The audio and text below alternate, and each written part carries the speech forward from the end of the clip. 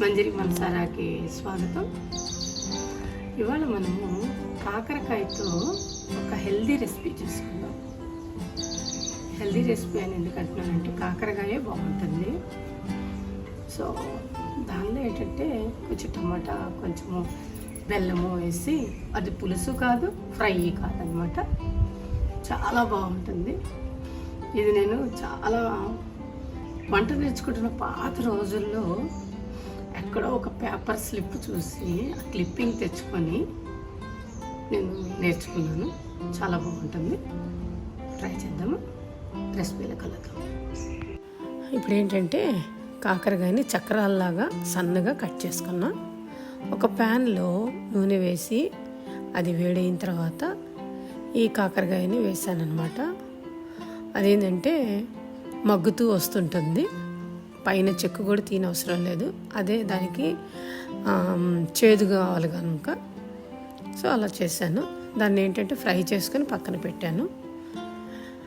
దాంట్లో ఇంకా కొంచెం ఆయిల్ వేసుకొని కొంచెం గార్లిక్, పచ్చిమిర్చి, కరివేపాకు, ఉల్లిపాయలు, కూరకు సరిపడా అన్నీ వేసుకొని అది కూడా కొంచెం వేగుతున్నప్పుడు కొంచెం ఒక 4 టమాటాలుగా వేసుకున్నాను.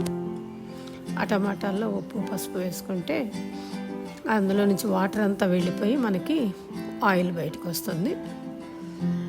ఎక్కువ సార్లు ఏం తిప్పనవసరం లేదు, ఎందుకంటే అలా వదిలేసినా కూడా అది మెల్ట్ అయిపోతుంది. అంతే, కొంచెం ఆయిల్ వచ్చింది కదా. దీంట్లో ఏంటంటే మనం కారం వేసుకొని, వాటర్ ఏమి వేయనవసరం లేదు. దీనిలో మస్ట్గా ధనియాల పొడి వేయాలన్నమాట. కొంచెం ధనియాల పొడి, కొంచెం జీలకర్ర పొడి. ధనియాల పొడి వేస్తేనే దీనికి మనం అనుకున్న ఫ్లేవర్ వస్తుంది. కొంచెం మరీ డీప్ ఫ్రై కాదు, మరీ పచ్చిగా లేదు.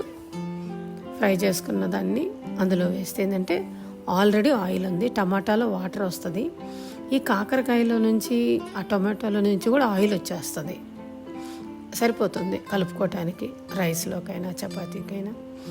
లాస్ట్లో దించబోయే ముందు కొంచెము చిరుచేదు ఉంటుంది కదా కాకరకాయకి, అది తగ్గాలి అని అనుకుంటే కొంచెం బెల్లం వేసుకుంటే బాగుంటుంది.